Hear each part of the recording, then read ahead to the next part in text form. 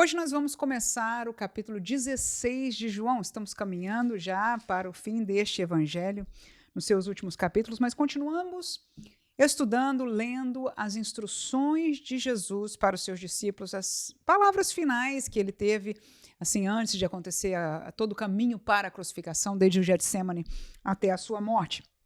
Capítulo 16, nós vamos estar lendo somente 4 versículos. E hoje nós vamos analisar algo que tem a ver com a interpretação da Bíblia e a aplicação, querendo nos ajudar a perceber quando nós não podemos aplicar um texto para nós. É isso que vamos estar falando hoje, capítulo 16, versículo 1 a 4.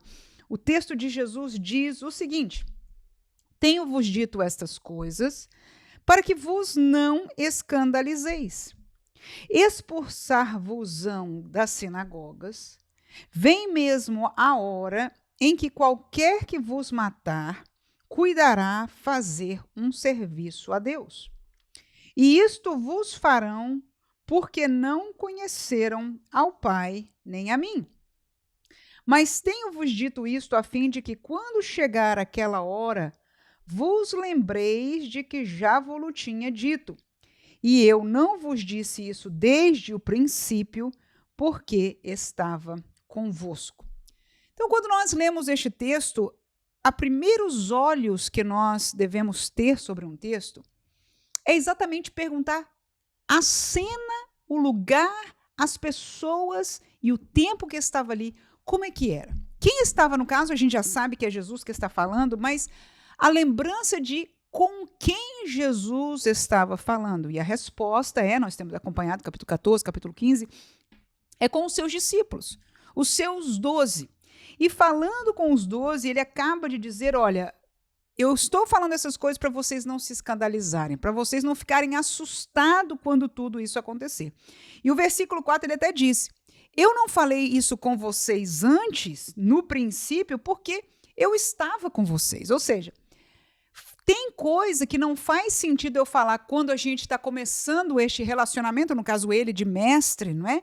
Ensinando, treinando aqueles discípulos que continuariam a obra do reino de Deus, uma vez que agora Jesus estava chegando aos seus últimos dias, ele tinha que partir, então ele já tinha treinado, capacitado, não é? Aqueles discípulos por 3 anos aproximadamente, e agora ele estava dizendo, agora chegou a hora de eu dizer determinadas coisas que eu não podia ter falado no começo. E estas palavras que nós ouvimos aqui, então, são para esses discípulos. Para esses, como diz no versículo 4, que quando chegasse essa hora do que ele está falando aqui, se lembrassem, mas que ele não tinha falado no princípio, porque ele estava com eles. Então, a interpretação deste texto, ela é para aqueles discípulos que no tempo de Jesus estavam com eles, que Jesus ouviram dele, do próprio Jesus, e que Jesus não falou estas coisas, os problemas, não é? As perseguições que haveriam de vir no futuro, porque ele estava presente. Mas agora uma outra dimensão, Jesus está falando sobre o Espírito Santo que haveria de vir, mas também falando sobre essas tribulações. E quais são essas tribulações? Versículo 2 diz que eles seriam expulsos das sinagogas. Essa é outra realidade que não toca a nós. Nós não estamos num contexto judaico, nós vamos à igreja evangélica e ninguém, a princípio, é expulso da igreja, a não ser que haja algo extraordinariamente terrível que nós façamos, né? A maioria, mesmo que tenha um engano, um problema mal explicado, uma denúncia que, enfim, não foi bem apurada, coisas que a gente não gosta nem de falar sobre isso, mas mesmo que houver, a maioria dos casos, nós é que saímos, porque talvez houve um mau juízo ou etc. Muito raro é isso, mas Jesus está falando aqui como algo que vai ser comum, que vai ser normal. E nós vemos que Jesus viveu isso, né? Ele muitas vezes não foi bem-vindo no templo pelos grandes da religião na época, porque, pelo contrário, eles perseguiam a Jesus porque não acreditavam na mensagem de Jesus. E é o que ele está dizendo aqui. Ele está dizendo para aqueles 12 que eles seriam expulsos das sinagogas. Aí ele diz, olha, vai chegar um tempo, inclusive, que vão pensar que matar vocês está fazendo um favor para Deus, está pelejando pelo lado de Deus. E quando eu li este texto, eu não pude deixar de me lembrar de Paulo, quando ele era chamado, conhecido como Saulo. Ele era um judeu criado aos pés de Gamaliel, conhecedor demais da lei e amoroso para com a sua religião, para com a lei, uma pessoa temerosa, uma pessoa fiel a Deus através da religião.